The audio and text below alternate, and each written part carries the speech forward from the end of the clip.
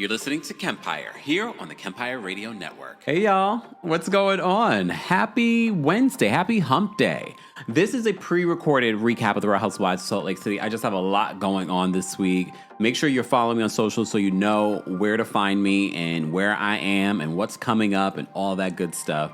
But welcome back to the Kempire channel, your number one source for pop culture news and music, entertainment, reality TV, and so much more. Be sure to like this video. Be sure to share this video. I always forget to remind you guys, be sure to share this video. And also don't forget, new merch has launched. Are you okay? Merch has launched. You guys have been asking for it. So now you can get it in sweaters. You can get it in different colors. You can get it in t-shirts. There's also tour merch now available at houseofkempire.com. We are spelling house very bougie. H-A-U-S of Kempire.com. More information will be available in the description. Go get your merch while it lasts, because I won't be keeping all the merch there. I will be making a lot of changes to that website and the merch that's available. All of that stuff will be limited edition. So especially like our old logo. So shout out to those of you who have the old logo with the elephant in it. I'm still a lover of elephants. Come on now. Where's my elephant sound? Hold on. No, that's the wrong one. I don't know. Where's my elephant sound? Damn it. I haven't used it in so long. I don't even know where it is. Where is my elephant sound? Oh, there it goes. I haven't used it in so long. I still love my elephants. You guys know I love an elephant. But shout out to those of you that have gotten the limited edition versions of the elephant logo, okay? Anyway, so there's a lot of new merch available. Just trying to get the administrative work in as we begin our Real Housewives of Salt Lake City recap. Those of you watching on YouTube, let me know how you would rate this episode. There is a live chat poll. Let me know how you would rate it from 1 to 10. Or you can just let me know your rating in the live chat. Shout out to those of you that are watching on Twitch, those of you watching on Facebook, those of you watching the replay. Be sure to let me know how you would rate this week's episode and why you are rating it that. As you can see, for those that are watching this on YouTube, so for those of you watching it, you had a little bit of a glitch in the matrix there for a second. For those of you watching on YouTube, we got the snow going. But for those that are listening, don't forget you can hear our live recaps and special episodes exclusively on the Kempire podcast. So make sure you subscribe today. I'm also releasing special episodes. You can also become a part of our Club Kempire Baddies that are available on Apple Podcasts exclusively. So become a baddie today. There's a free 3-day trial, so you can check out some of our White Lotus recaps. I talk about Big Brother there. There's all kinds of really great things that we do with Club Kempire. And I know I'm a little delayed with getting out this week's episode, but it'll be a good, juicy one, okay? Promise. All right. Real Housewives of Salt Lake City, they did not disappoint. This is only the second episode of season 6. And look, this is why I always say that you don't necessarily have to have a lot going on personally in order for a show to be entertaining. And Salt Lake City is a proven fact of that. Because I do feel like some of their antics are a little pre-produced, but there's a lot of real stuff happening, especially in this episode. We do get an update on Mary Cosby's son and things like that. So yeah, let me turn off this snow because now I'm getting a little blurry. Look at me. Let me fix it. I think it's looking at my Zumomo. Yes, my little Labubu in the background. So bear with me if it gets a little fuzzy. I might have to zoom in a little bit more so you don't see my Zumomo, but I want you to see my Zumomo. All right. Anyway, focus on me. Okay. All right. So we're still on this RV trip. Again, in real life, I would not want to do this. Seeing them try to do raw meat on that. I don't even know if they even seasoned that. I'm surprised that Mary Cosby even ate it. She was looking at Bronwyn like, "What are you doing? Are you doing a good job with that? Doesn't look like you do." She's like, "Meredith, can you come make me my steak?" I don't think I would have eaten that because I don't know if they seasoned that. Was it fully cooked? Ew. But anyway, so they rehash what happened the night before in regards to that whole, the ghost of whatever. Meredith jokes in her confessional that, they're not going to let anything happen to us. That's a big liability. That felt a little performative, but this is a part of the lore of Real Housewives of Salt Lake City and some of their antics, okay?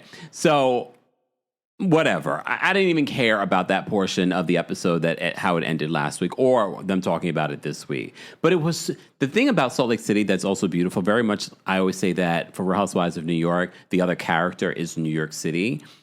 for Salt Lake City, it's the atmosphere of Salt Lake City. Those mountains, the nature. That's why they do a lot of nature stuff when it comes to this cast.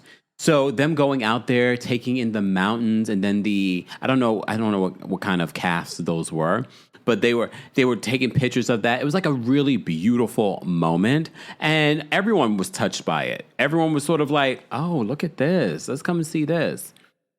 All right, so Heather is brushing her teeth with Whitney, and sidebar, speaking of Whitney's red hair, I talked about that last week's episode, and I vaguely remember Whitney coming out and talking about this, but you guys reminded me in the comment section, so I did want to address my comments. I still don't love the hair, but I understand the message behind the color was to be in support of her daughter, who's also a redhead.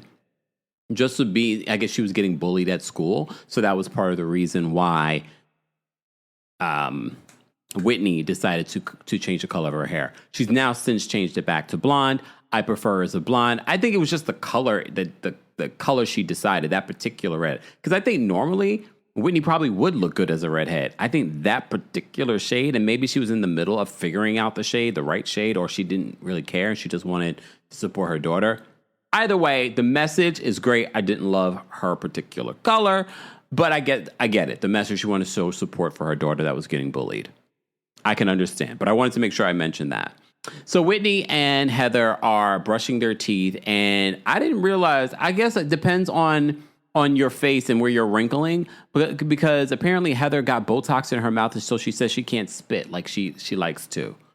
So why are you getting Botox? I don't know. I feel like Heather, look, your body, your choice, do whatever you want. But I feel like she's going a little too far with some of the stuff. But that's also her business, Beauty Lab. But I don't know. I just feel like it's taking away from what naturally she looks like. But we could go down a whole rabbit hole why Heather is doing all the things that she's doing to herself. And that is because she is trying to keep up with being with the cool girls, because she never felt like a cool girl. And remember when we were first introduced to Heather, we all thought that she was the cool girl. She was the MVP. But she's become so not that person that it's like, ugh. She's become so unlikable on this show because she's always playing second fiddle to someone else on the show. If it's not Jen Shaw, now it's Lisa Barlow. And again, if we want to use my psychology degree, a bachelor's in psychology, what we can assess is the fact that there's a couple of things that this is stemming from. Her experience in high school, her being in this religion and being a Stepford wife. This is why I say we can't get rid of Heather, because I feel like there's always another layer to what it was like growing up. Like, she really grew up in Mormonism. Like, she was a real Mormon. Unlike some of the other Mormons that are on the show that have kind of like left the religion, and they didn't seem like they ever really fit in perfectly. She seemed like she really believed in it, to the point where it still affects her life. But we'll talk about that in a second, okay?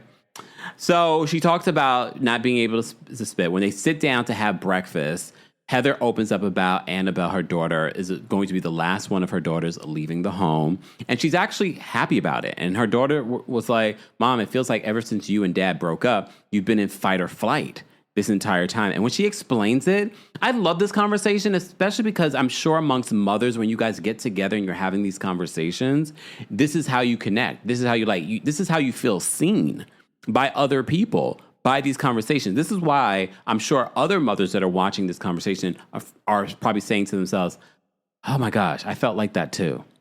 Some people feel guilty that they're happy that their children are leaving, because there are other mothers that are like, oh my God, empty nest syndrome. I feel so bad. I don't want my child to leave. And Bronwyn talks about that as well. So much so, look, this could not be me. Not in my house, not in my Jamaican household. How about you want to move some man in the house? Excuse me? You know what I mean? So she talked about she wants Gwen. She wants more time with Gwen. So she moved Gwen and her boyfriend in under their roof. Excuse me? In whose house? The Todd father's house? The Todd father's okay with this? But I feel like the Todd father very much loves Gwen too, and he doesn't want her to move out. So this is where the Todd father is just Todd and just a little cranky old man, but he's really soft on the inside.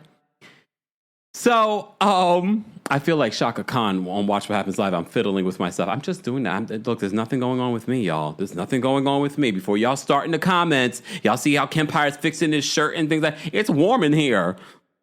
Look. Ain't nothing going on over here. Okay, and shout out to the podcast crew because they're not even understanding. So I'm giving you guys, for those that are listening, I'm giving you a description. I'm like fiddling with my shirt just because I also like this shirt, and the shirt is, I lost a few pounds, so it's a little loose on me.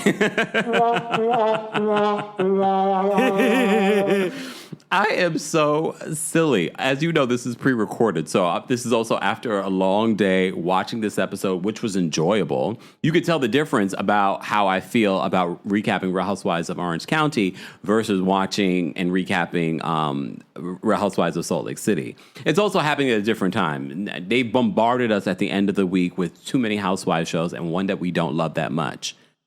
But we're about to lose Real Housewives of Miami, but it's okay. Woo woo woo. We'll be strong. I'll be happy though, because I'll at least get some semblance of my Fridays back and Thursday evenings. Okay. It's very much like how I've got my Sundays back after watching Love and Marriage Huntsville. Sidebar. Can we talk about that real quick? Real quick. I promise.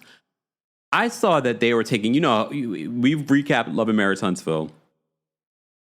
For years. And they would take these weird mid-season breaks. So our friends at OMFG Reality TV reported that there was about to happen their big mid-season finale or something like that. And then Carlos was in the comment section, fake news, this is not true. Only for us to find out this week they are taking a break. But I guess it's not going to be the mid-season finale. Like, sir, how is that fake news if that's exactly what's happening? They won't be back till November. Not that we care because we don't watch or recap it anymore. For those there's a handful of you that miss my recaps and a handful of you that are like, Kempire, are you not recapping Love and Marriage Huntsville? I told you at the end of last season I wasn't recapping it. And I don't miss it. I love having my Saturday nights back to myself. I'm setting myself up for when I find the billionaire. My Saturday nights are occupied. Okay? And my Friday nights and my Sunday mornings where I can lay up with my boo. Okay? And not up in this studio. This hot studio. Anyway, I digress. Back to Real Housewives of Salt Lake City. I can digress as much as I want because it's all related. It's reality TV related. I mean, different networks, but here we are. Okay. So back to this. So Heather shares the fact that she is excited for this next chapter because her daughter even said that she felt like she was in fight or flight mode this entire time. This is where we learned some really interesting things about Heather's dynamic with her ex-husband. So apparently her daughters spent 100% of the time with her. They never spent the night with their dad. They would only hang out with their dad once in a while to do fun dad stuff. And I don't think we even realized that. Did we? At least we're learning that right now. But I thought that was like, damn. So he never had. But again, we have to remember where she came from. When she was married to him, she took care of the kids 100% of the time. He brought home the money. Okay. But remember with Heather, not only is she taking care of the kids 100% of the time, she's also working. Beauty app. I don't know if she had to work because I can't remember. I'm sure he's taking care of the kids on some level. But at the same time, it's not like she wasn't working. She was also working. So now she probably feels like, again, this goes back to the psychology of growing up as this Mormon Stepford wife. That she felt like this. Now she feels like now she can probably let go of that chapter of her life. She's not trying to get rid of her kids, but she's trying to get rid of the stench of everything that fell under being a Mormon wife.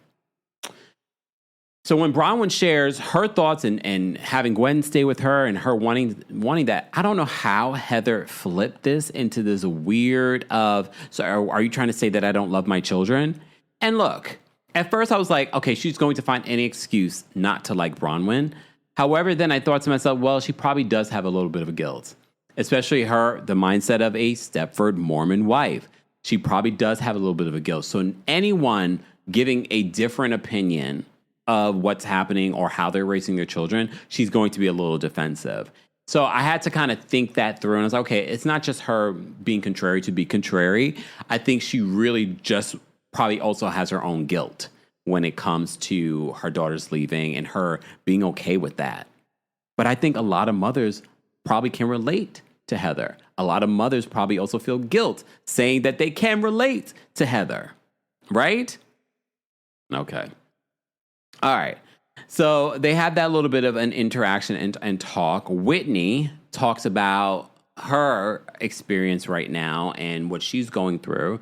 And what she's going through is that Wild Rose Beauty, remember that company that she launched, and she talked about this in the premiere episode, about how how that business was a failure. And she kind of explains a little bit more what happened. So she merged that Wild Rose Beauty company into this other venture that Justin had. Remember, then she was being accused of an MLM, which apparently in Utah is very popular. These multi-level marketing businesses, for those that don't know what MLM means.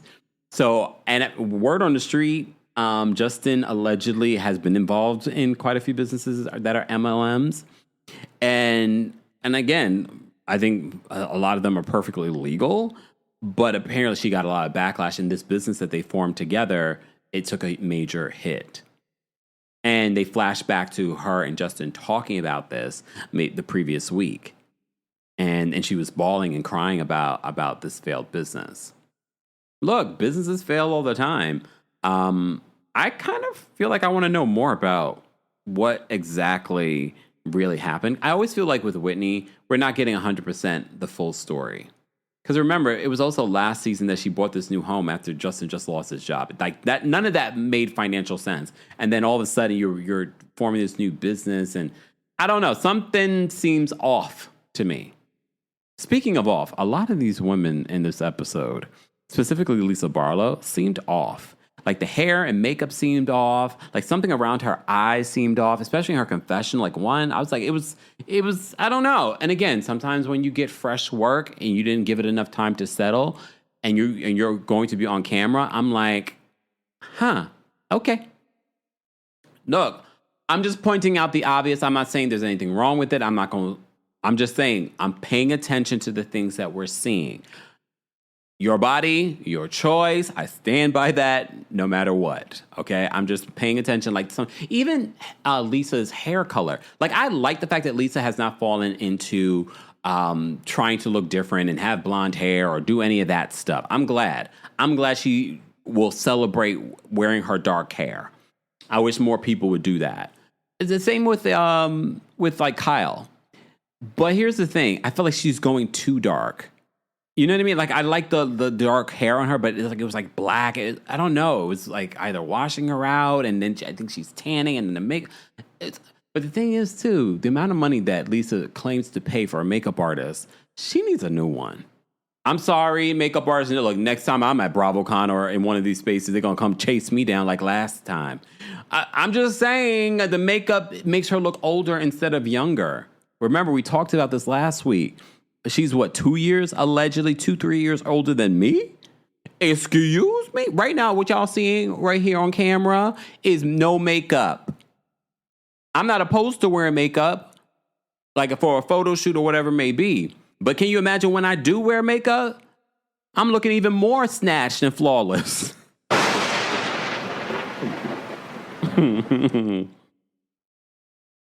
And then she was talking about in this, Page 6 interview, how she does like threading in order to kind of make her, she doesn't do Botox or anything. You might want to try the Botox just to see if that works. Because I just don't feel like whatever you're doing is helping. Okay, look, I'm just saying, I'm trying to help her because if she's 47, even if she's 50, it's not giving that.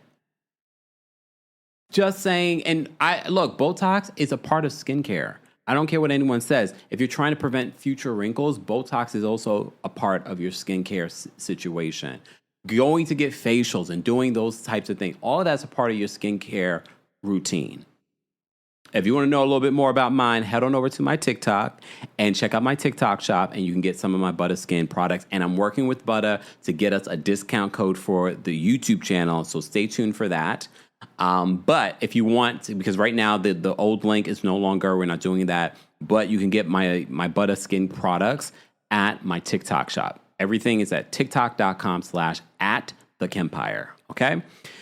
All right. See how I worked all that in? If you haven't already, be sure to like the video. If you are watching on other platforms, be sure to share the video. And if you're watching on YouTube, share the video. Make sure you're subscribed. It is a subscribers only live chat. We're talking about the Real Housewives of Salt Lake City once again. Okay, so Mary gives an update. They move on from Whitney asked Mary, because remember, we haven't got an update on Whitney and her dad. Remember, her dad also has addiction, but Whitney revealed, I think it was last reunion, that she has not spoken to her dad in a few years. So God only knows what's going on with her dad. That's really, really sad. Addiction is sad. But Mary gives an update and she says that, Robert Jr. has his highs and lows. He has his good days and his bad days. But that's all she gives in that particular moment. But we do get an update later on in the episode. But she gives kudos to Heather. She says, you know what? I had help with from Robert Sr. I can't imagine you with 3 kids and doing it on your own. So I thought that was actually really, really lovely for Mary to kind of give Heather her kudos in regards to that. Because she's right. I mean, that's got to be hard. Because even when she was married to that man, Heather was still raising those kids basically on her own. And then after she left that man, she also had to work and raise those kids on her own. 3 kids, 3 daughters. I actually kind of miss those scenes with her and her daughters. Those scenes were actually some of my favorite scenes with Heather. And maybe we need more of that to kind of humanize Heather again. Because all we get from Heather now is just sort of her being a puppet and her also being a sort of producer in regards to something, and narrator to some of these scenes, which I can appreciate sometimes. But at the same time, we're not getting a lot of her own personal story. Here we got some personal story, but we're not seeing it. We're not at home with her. But okay. All right. They end the RV trip. And they are trying to get out of there, but they're stuck in the snow. So everyone except Mary gets out to push the RV. Do you really think the RV was stuck in the ice? I don't know. I don't know if I'm just getting jaded by reality television, but it was supposed to. I think they were trying to produce a funny moment, and all the ladies got out to push the RV, and eventually it gets out. Everyone's like, Brittany's like, "Where's Mary?" She's sitting, as the queen should, inside the RV. Okay. All right. Let's get to the next scene. So the next scene, we have Heather and Lisa sit down for a lunch because Heather has to be the one to spill everything that happened during this RV trip. Okay. All right. Hold on. It's not focusing. Focus on me and not the Zomomo. So this is why I'm about to move. Let me move the Zomomo. Zomomo, look that way. Look that way, Zomomo. That way it can focus on me, poor thing. Look, poor thing. Oh, it's like he's in the corner. Whoa, whoa, whoa, Zomomo. Whoa, whoa, whoa. You be strong. You guys want to be able to see me, right? Right. All right. I could also zoom in a little bit more so you don't see the Zomomo. It's okay. It's all right. You can see the beautiful city behind me of Salt Lake City. Yeah.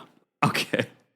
So here's the thing with Heather. So they sit down, her and Lisa. This is the first time us really seeing Lisa film. Remember, I said in the premiere episode, I feel like they were trying to make this whole trip about Lisa. They're making Lisa be more important than I think she is. And I do enjoy Lisa. Like in this episode, I enjoyed some of the moments that we got from Lisa. But they really were talking about everything about her. But now, I have to say, watching this scene, I felt like Lisa's energy was off. Not only was her makeup off, she looked like immediately she wanted to cry. And I don't know what that was, but then when you dig deeper into the lawsuits, because at first I didn't pay attention to the lawsuits. I was like, okay, she's getting sued. And then, one got dismissed and she had excuses for it on social media. But then what was said in one of these lawsuits that Bronwyn brings up, it reveals text messages about some other man apparently paying for her Amex bill and John not telling John about this loan. Then I was like, oh, so this might be a little bit part of the reason why she might be not wanting to address these particular rumors. Because at first I was like, why wouldn't she show up? Why wouldn't she confront, Bronwyn about this stuff? But okay. So Heather gives her the play-by-play. She says, Bronwyn did a lot of research on your lawsuits. And then she uses the word annihilate. She says Bronwyn's trying to annihilate Lisa. I don't know. And I saw, before I did this recap, I saw a little bit of Watch What Happens Live, and the audience was asked, do you think that Bronwyn was trying to annihilate Lisa? And the audience overwhelmingly said no, not annihilate. She was definitely spilling tea. And I also forgot that during the reunion, Lisa did a lot of research, her own research on Bronwyn, and tried to bring that to the reunion. So look, and these lawsuits are fair game because they're in the public. It's not like she dug up these lawsuits. No, these lawsuits were being played out on social media and in the blogs and in media outlets. So it wasn't as if she had to go far. If we're going to be honest, she didn't have to go far. She didn't do this digging herself. But Heather tries to paint a different narrative. Okay, Lisa downplays the lawsuits, and she says that, one's already dismissed, one's about to be dismissed. And then she gives us an iconic Lisa line. She says, "No one sues for the bottom; they always sue for the top."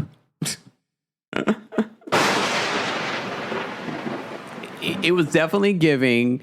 And she might have taken notes from Karen Huger, because Karen Huger, legendary, has said, you've got to have millions to sue for millions. And then you see for next week's episode, she hosts this meeting, this lunch, whatever, and she has a poster board of her dismissed lawsuits. And to me, it was giving exactly what Karen did years ago, where she hosted the ladies, and she basically was giving them a presentation on what's going on with Ray Huger. That is the energy that I was getting from what's going on with Lisa. Okay. All right.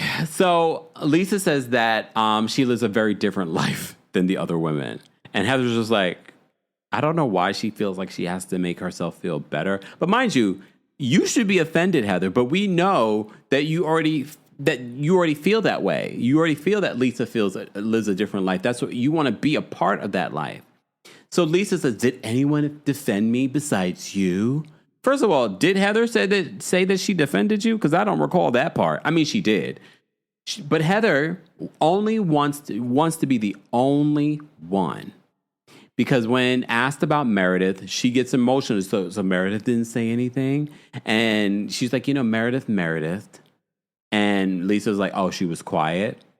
Well, Meredith, and I said this last week, I felt like Meredith did come to Lisa's defense. Did she go all out like Heather? No. But Heather also did not mention Brittany and how Brittany had Lisa's back probably more than Heather did, if we're going to be honest. But Heather wants to be the only one. It's actually kind of scary because it's giving like Mean Girls, like she wants, or, single white female.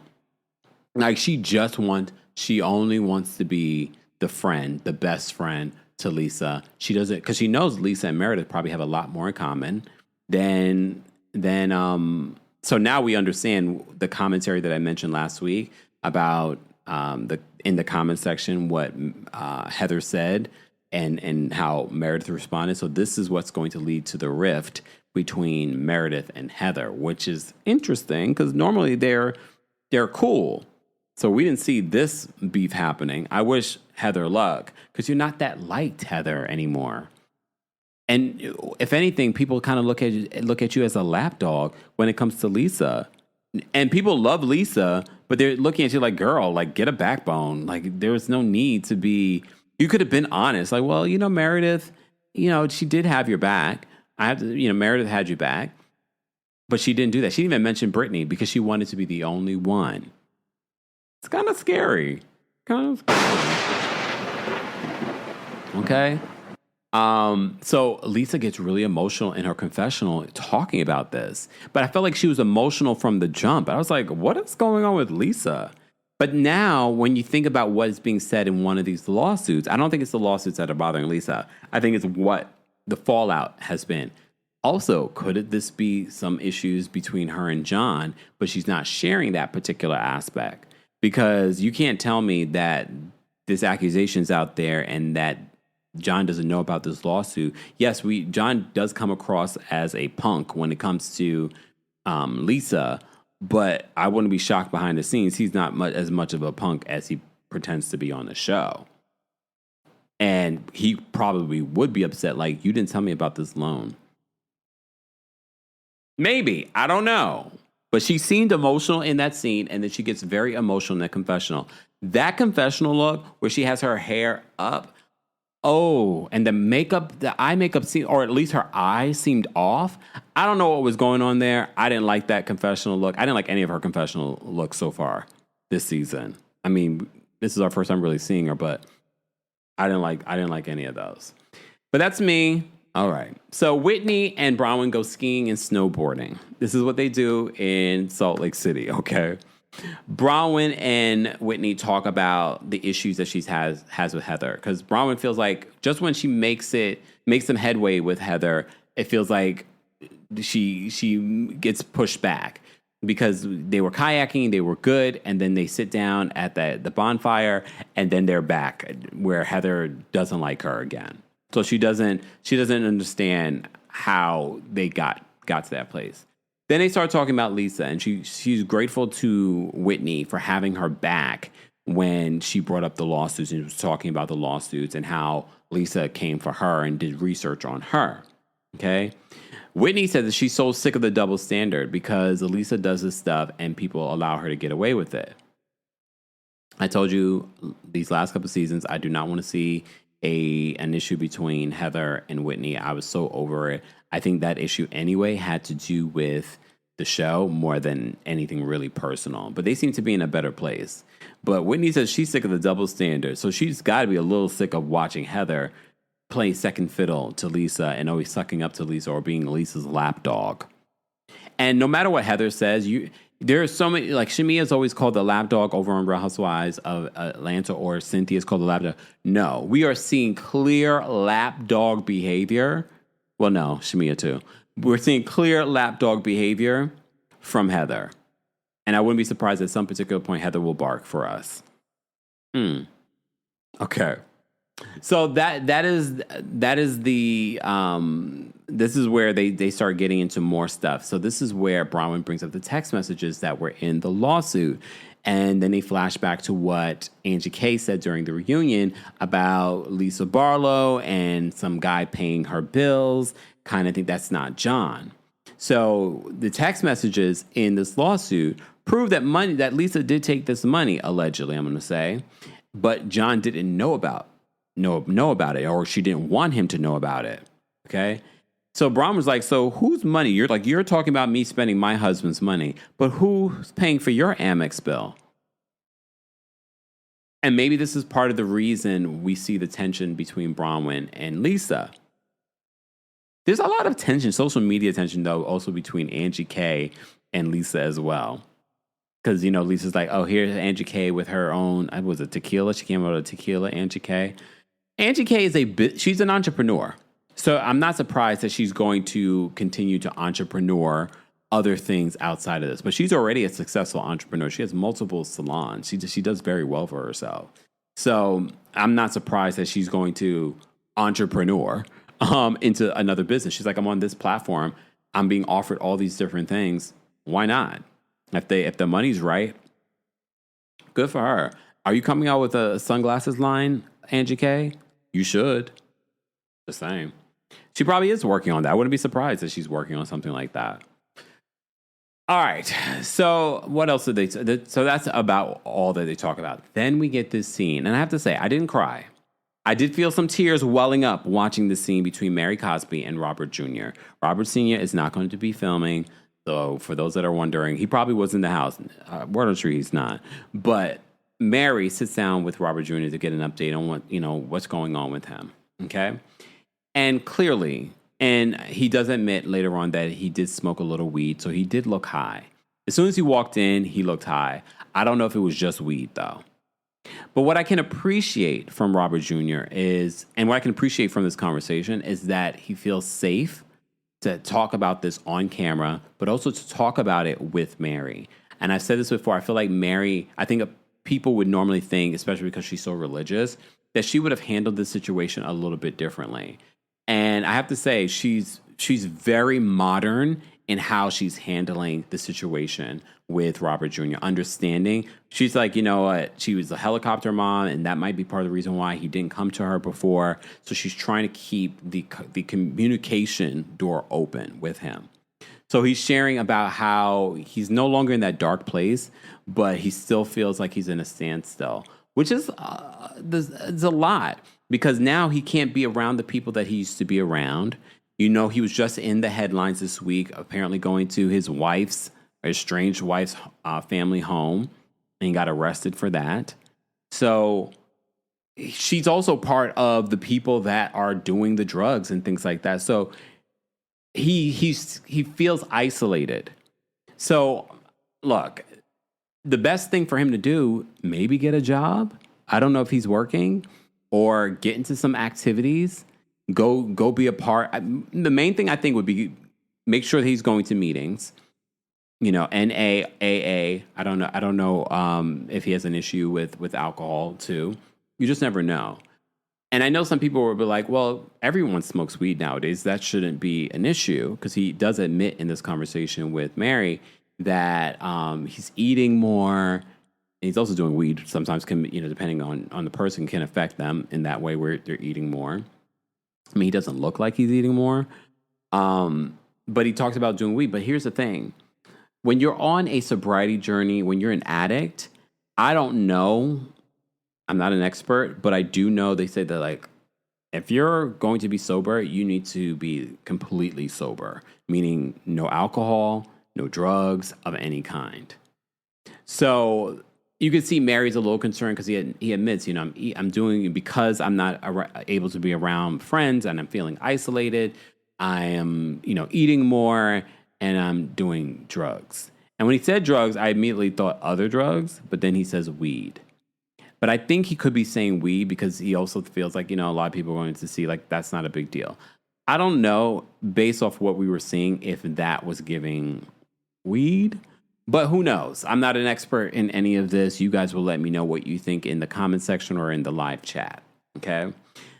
But I appreciate the conversation, and I appreciate Mary's openness in having this conversation with him on camera, but also he seems comfortable sharing with her. And you could tell she seems a little uncomfortable and concerned, because she also realizes there's only so much she can do when it comes to, like, he has to want this for himself.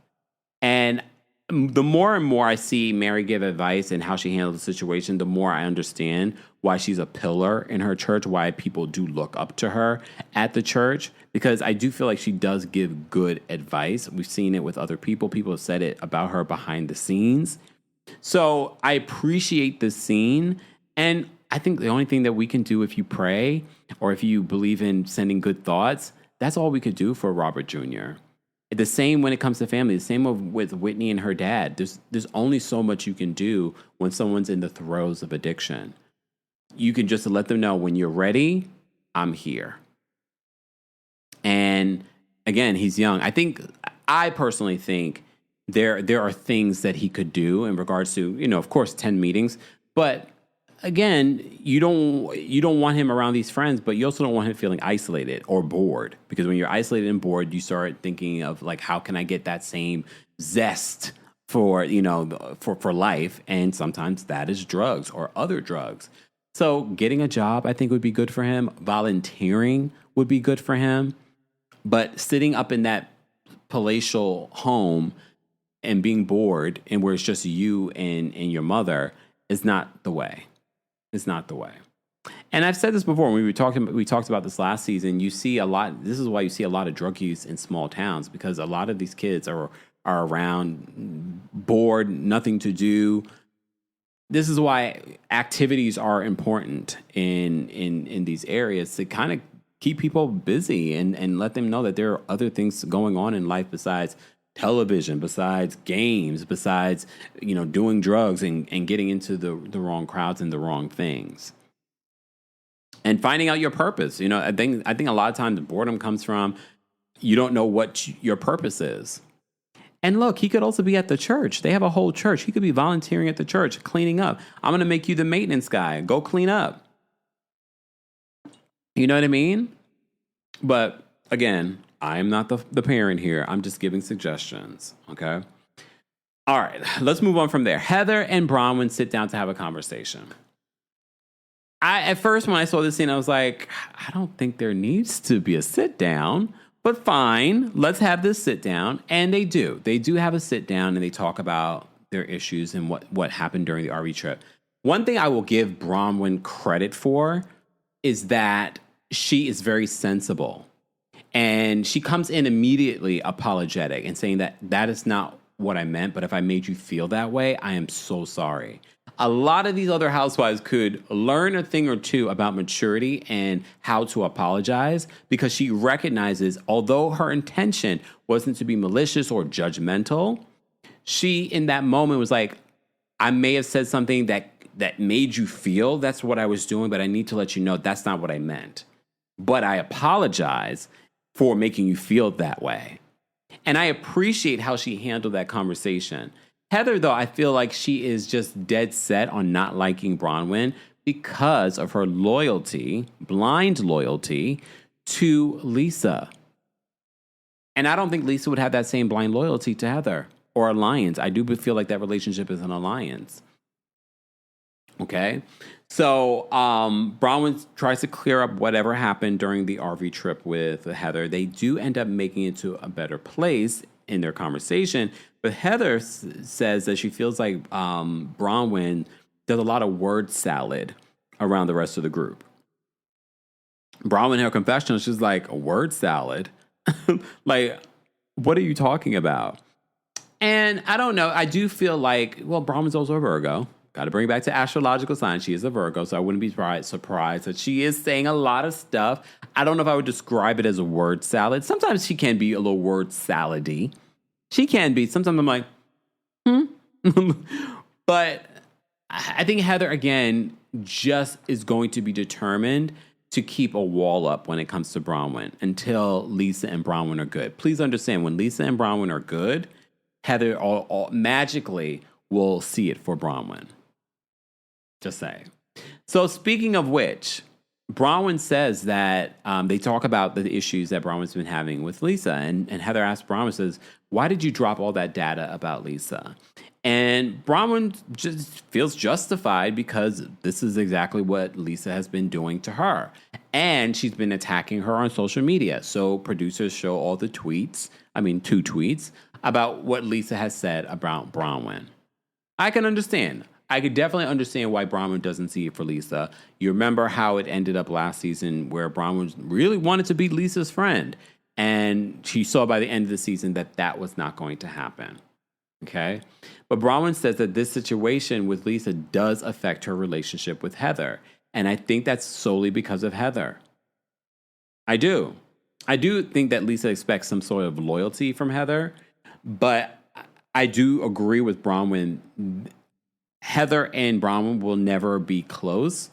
I saw Andy Cohen said that, I like seeing you and Heather be close and have, interact.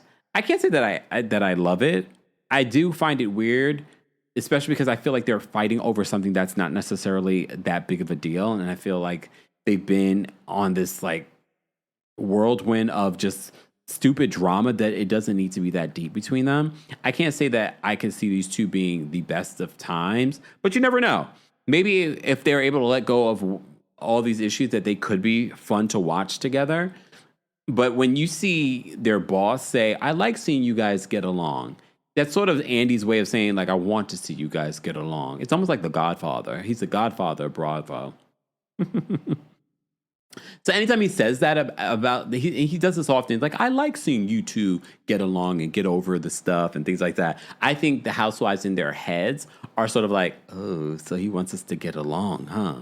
I feel like there's an insinuation there. In my opinion, I'm not saying that it's fact. I feel like there's an insinuation that the executive producer, the godfather of this show, is like, I want to see you guys get along, get over whatever the issue is. Oh, okay. All right, sir. Fine. We'll get over it. All right. Let's get to this Amy's Saturday Social. I was actually surprised that they were going to be going to an event of a Utah socialite who I don't think she was trying to be on the show. Maybe they were. We'll probably find out later. I'm sure they probably had conversations with her. She probably actually has money. A lot of people that actually have money and status do not want to be on reality television and do not want to be on the show. So I did find it surprising that Amy hosted this event and allowed cameras to be there. But she's social, so maybe she doesn't care. But there were a whole lot of people in that house. It was like too many people. Like, I get it, hosting an event and having guests. It felt like a crowd. I was like, this is a lot. But maybe this is one of her many homes, I'm assuming. And that's part of the reason why she doesn't mind cameras. And because that's the other thing, too. When these cameras come in your home, they're setting up lighting. There's wires, there's cameramen, da-da. It's a lot of stuff. Like, it's not something I would want in my home. And I don't know if they clean up after they leave. Doubt it. Sorry. So this event she's hosting, which was interesting because we didn't even hear a peep from Amy. We just saw Amy and her husband and them hugging and saying, hey. So it makes me wonder if Amy was being considered for this season, or it just happened that, they're friends with this woman and she allowed them to film at this event. Okay. I was a little impressed. I mean, the home, they didn't really show the home. Again, she's not on the show. But I was impressed with when people arrived, they had the champagne wall. You pull the bell and a hand comes out and gives you champagne. Seth says, oh, it's a glory hole of champagne. What you know about a glory hole, Seth? Okay, some people will say, well, he has a gay son and he's young people and Meredith is a LGBT advocate. This is how he knows about a glory hole. Mm-hmm. Some of y'all don't even know what a glory hole is. Like, all the heterosexual women in the chat are like, what's a glory hole? I'm sure Mr. Melanin Magic's in the chat. Mr. Melanin Magic, can you please let people know in the chat what a glory hole is? Or if you are someone that knows, please explain it for the crowd. I don't want to demonetize this channel by explaining what it is. But please understand, it's mostly in the gay world. And I'm not saying it doesn't happen in the heterosexual world. I'm sure it does. However, it's very popular in the gay world. And I found it to be, because if you know of anything that I've said about Seth Marks over the years, I find him to be interesting. Okay, Seth. How you doing? It's like the glory. And Meredith is like, huh? He does and says the weirdest things. I could not be married to him, but fine. And I'm saying this as a gay man. Like, I could not, as a gay man, be married to Seth Marks. Okay? All these weird comments that I'm like, oh, okay. And I told you that was one of my biggest problems watching him on Next Gen NYC. We never recapped it, but when I was on tour, I talked about it on tour. And I talked about it briefly. I forgot where. One of these videos. Or maybe when I was live on TikTok. I don't know. This is why you need to follow me everywhere. You never know what I'm going to talk about and where. So when he was on Next Gen NYC, the weird conversations that he had with the young men on that show, I said, if he was having those conversations with young women, you guys would say a lot more. I felt like he was very inappropriate with those young men on that show, asking about their sex life. I was like, this is weird. Like, it's one thing to ask about your son's sex life, but these people that are not your children and they're your children's friends. But okay, y'all okay with it. But if he was asking your daughter that, y'all would say a whole other thing. Like, I'm like, keep the same energy, guys. These are young kids, This is why young men that are abused I'm not saying that he's abusing them. But I'm saying this is why young men that are abused or if someone's inappropriate with them, they don't come forward. Okay. But anyway, I've digressed. I'm not saying that's what Seth is, but I felt like what he did on Next Gen NYC was inappropriate. Okay. Fast forward to this moment where he calls this the glory hole of champagne. All right, let's get to the nitty gritty. So Meredith and Brittany meet up with Lisa arrives, and Lisa asks her, like, so what else happened at this event? Because I think she wanted to see Meredith's perspective because she felt like Meredith didn't defend her. But Meredith and Brittany's there with Jared. Sidebar, there's a conversation, Seth asking Jared about, so are you in love with Brittany? His hesitation said everything that I needed to know. I don't know if he just likes being on the show. I'm assuming. I think he's as thirsty as she is, and maybe because he's the cousins to the Osmonds, so maybe he wants some notability outside of being a cousin. His hesitation on whether he's in love with her, and they were like, "Are you madly in love with her? Are you madly in love with her?" He don't love that woman. I don't even think they're together now. It's weird, Brittany. Girl, you don't need a relationship to be on this show. Okay? You're quirky and weird enough as a friend of. Friend ofs don't need a man on the show. Get a new one. One that's not thirsty to be on camera. But again, there are a lot of men that don't want to film reality television. So she's like, "Oh, I'll do this with you." Sidebar, speaking of which, Watch What Happens Live, the Todd father didn't come out. The Todd father was sitting in the back, and Andy pointed that out. He was like, there are a lot of husbands that come here that want to sit out here and be on camera. The Todd father's sitting in the back, not interested. I'm sure, especially after last season, he probably thought it would end up a certain way, and he probably didn't like how he was portrayed. You will see him film this season. We see a preview for next week, and you do see him film, but I don't blame. Like, this is what I can respect about the Todd father, okay? But anyway, I've digressed. So Meredith and Brittany update Lisa on what happened. That's where Brittany says, like, "Oh, well, Angie compared your lawsuits to Jen Shaw." So this is where Lisa gets so upset. To Jen Shaw, our former friend that's incarcerated? Yes, that one. But you have to remember, Angie did take it back immediately after she said it. She did take it back immediately. She was like, okay, well, maybe that's an exaggeration. It was clearly an exaggeration. And if anything, Angie should have just called Lisa ahead of it and was like, "We were talking about your lawsuits, and I compared you to Jen Shaw. I didn't mean that, but we know that Lisa and Angie are not going to remain friends this season." So Lisa goes to confront Angie about what she said during the RV trip, but only to be interrupted because Bronwyn hears her name. And she's like, "Why don't you and I have the conversation? Your issue is with what I said during this RV trip." So there becomes a back and forth. And look, there were a few moments from Lisa that were hilarious. She's just like, "I'm not talking to you. You're loitering. You're loitering in this conversation," basically, she's saying. Then she says, "You're a gout D sucker." I had to rewind. I was like, what did she say? All I heard at first was the D sucker part. But then she was like, "You're a gout D sucker." Excuse me? So the women react in their confessionals. "I thought you get gout in your feet. I didn't know you can get in your private area." I don't know any expert on that. But is Lisa saying that the Todd father has gout? And maybe that was something that was said before. Maybe he did have gout at some particular point. But Lisa bringing that up, she's like, "You're a gout D sucker." This is where Lisa is funny, where you're like, okay, Lisa, all right, stop with, like, you're doing a lot. Okay, wait, hold on. Where's my, Poor behavior. Oh, not whore behavior. Sorry. That's really upsetting to me, so I'd appreciate it if you didn't say that. Okay, gout D sucker. I have to say, I giggled to myself. I was like, what is happening right now? What is that? Okay, all right. So I will say, though, Bronwyn, very much like a Virgo, if you're going to argue with a Virgo, you better have your points together. And what I noticed, the energy that I was getting between Lisa and Bronwyn, because I do believe at some point during the season, Bronwyn was a fan favorite. I don't think it ended up that way, but there was a point where people were like, I kind of like Bronwyn. And what I saw in their argument, I felt like these two are battling to be like the queen of Real Housewives of Salt Lake City. And we already know who I believe is the queen. That's Mary Cosby. And mind you, Mary Cosby is like literally in the middle of them. Okay?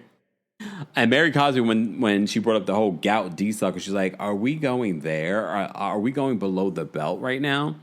So Bronwyn, I have to say, she was coming at Lisa with everything. Like, oh, you're loitering in the conversation. You're loitering. Oh, well, whatever. You're a gout D sucker. You suck the D so that he'll pay your Amex bill. So apparently that was something that Bronwyn must have told Lisa years ago, and Lisa's bringing it up now.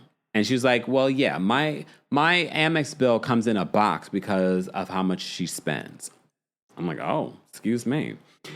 But here's the thing. Bronwyn has a response. Bronwyn is like, yeah, I suck my husband's D. Like, I enjoy being with my husband.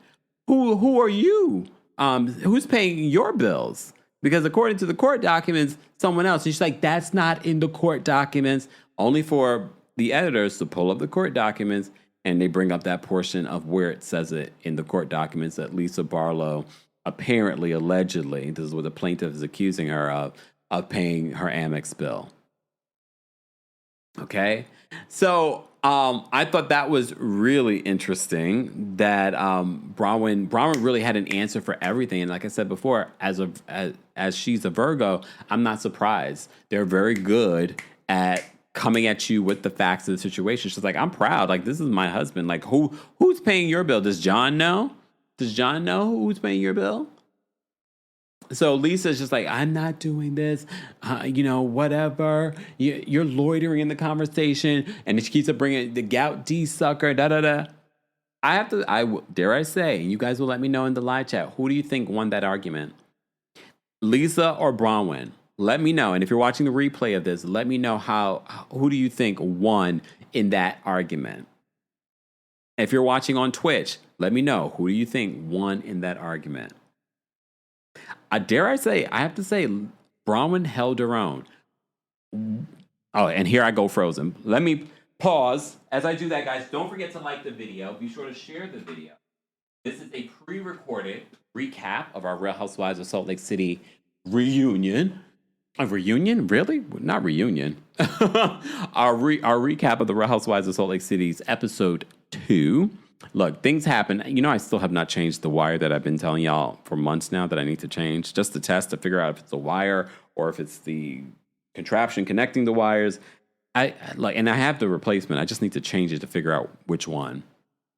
But look, when we're trying to but for the most part, all the tech usually works. It's just that when it freezes, but at least the audio never freezes. For those that are listening to the audio version, you're like, huh, what happened? But for those that are listening to the audio, don't forget to give us a 5-star review on Apple Podcasts and on Spotify. Okay? If you enjoy the content here, those are little free ways of supporting. Also, telling a friend to tell a friend. Shout out to all of you that came to the Kempire After Dark live shows and you brought friends that you introduced to my content. I appreciate that. That's how we will build. That's how we will get to 1 million subscribers on YouTube, more followers on TikTok. Sidebar, though, the world of TikTok is changing, and I can't promise that I'll still be over there on TikTok. So if you follow me on TikTok and you're not subscribed here, you're not following me here, even though you're probably watching this, or if you're listening to this, make sure you're following me on YouTube. Make sure, though, you're also following me on all the places, because, again, these platforms, as you saw with Jimmy Kimmel of it all, okay? We're not going to get into the I'm just saying, you're here today, gone tomorrow off of these platforms, unless you own the platform. But yeah, okay. So make sure you're following me everywhere. And also, don't forget, for those that may be missing our YouTube podcast versions, because some of you watched or listened to the podcast here on YouTube, and it used to be uploaded under the Kempire channel. Now it's being uploaded on the Kempire Radio YouTube channel. So make sure you're following that YouTube channel as well. Okay? Okay. Thank you. All right. What else did I want to say about this episode? Because literally the episode ends with the argument between Bronwyn and Lisa. Next week, maybe we'll get back to, it depends. Again, guys, because, look, I have to say the last few weeks I've been really busy between, we had the live event with Butter. I have podcast interviews that I'm doing. I got things, I still have not taken a trip yet in 2025. So stay tuned. Stay tuned. We will, of course, this week have our Real Housewives of Miami recap live, so you guys can call in and share your thoughts. And maybe I will do another separate live so you guys can share your thoughts on Salt Lake City. But not every episode or live recap will we be able to take live callers because, sometimes I'll have to pre-record them because the life be lifing. And part of me not feels guilty, but more so is sort of like, I like to keep our normal schedule. But now I also have to kind of give myself grace and be like, I have other things that I need to take care of. I got to go to the chiropractor. I got to do Pilates. I'm trying to keep the body right. keep my health. I got appointments and make sure I'm good, get my vaccination. Yeah, vaccination, as Karen Huger says. I got my flu shot, though. My arm is good, though, now. That was last week. I got my flu shot. Just because God forbid I get the flu and I'm laid up. Who's coming here to take care of me? Be quiet. All right. I appreciate you all being here. If you haven't liked the video already, be sure to like the video. Let me know what you thought of this week's episode of Real Housewives of Salt Lake City. I would probably give this episode, I thought it was a good episode. I'm going to give this episode an 8. I thought it was a good episode. I was entertained. And normally, I would rewatch these episodes multiple times, but this is pre-recorded, so I only got to watch it once. But I did go, rewind to talk about different things. But again, if I miss anything, I'll talk about it maybe in the podcast version. Maybe. We'll see. Or I'll talk about it during next week's recap of the Real Housewives of Salt Lake City. How long was this one? This was over an hour, though. Look, I'm going to give you a nice, juicy episode, unlike my 30-something minute episode of Real Housewives of Orange County. No word on what that's going to look like this week. Just saying. I have a busy week. I got things going on. I'm also going to be on another podcast. I can't mention any of them just yet. But again, make sure you're following me on socials so that you know when I'm on some of these other podcasts and things like that, talking about a bunch of stuff. I have a couple that I'm really excited. So stay tuned. Stay tuned, guys. Again, reminder for those that are still here with me watching this, make sure that you're subscribed. Make sure your notifications are on. Make sure that you've liked the video. Thank you to our King's Guards for always holding us down in the live chat and in the comment section. Thank you to our subscribers. And of course, thank you to our channel members. We could not do this, keep the lights on without your monthly support. So thank you to those of you that have been members for weeks, months, or years. We appreciate that. Become a member today at TheKempire.com/join. And don't forget new merch. Look, we do all of these things, guys, because look, as I said to you before, none of these platforms are promised. So these multiple streams of income are important for content creators or entrepreneurs like myself. Support us as Black creators especially, and support some of the guests that I've had here on my channel as well in this way if you can. Merch, houseofkempire.com. Go get your merch. I've posted tour merch. I've posted the Are You Okay merch as well. So if you haven't already, be sure to check that out. More information on that. CAMEO, if you want a birthday wish, anniversary wish, or you just want some tea, or you just want to ask me something, which someone just did the other day asking me about why I haven't covered Blake Lively and that whole lawsuit with Jason Baldoni. I did a cameo for that. Everything Kempire is available in the description of this video. Okay? Thank you all for being here. I will see you all during our Real Housewives of Orange County and Miami recaps. Okay, so stay tuned for that. I will see you guys later. Be sure to check out some of the latest videos. I have been posting other videos here on the channel, updating you on different hot topics, because we don't just talk about Real Housewives here. We talk about everything in pop culture, and I appreciate it. All right, y'all. I hope you guys have a great rest of your day. Bye. Thanks for tuning in to Kempire here on the Kempire Radio Network. Don't forget to give us 5 stars on Apple Podcasts and on Spotify. And for more information on the podcast, head on over to KempireRadio.com.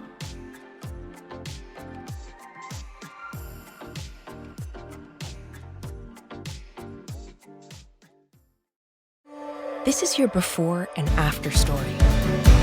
Prepare for an incredible career in nursing. At Southeastern College, experience expert hands-on training. Learn real-world skills in our professional lab and simulated settings. And train for opportunities as a practical nurse, registered nurse, or career advancement with our RN to BSN program. At Southeastern College, your future is bright. Visit sac.edu to get started.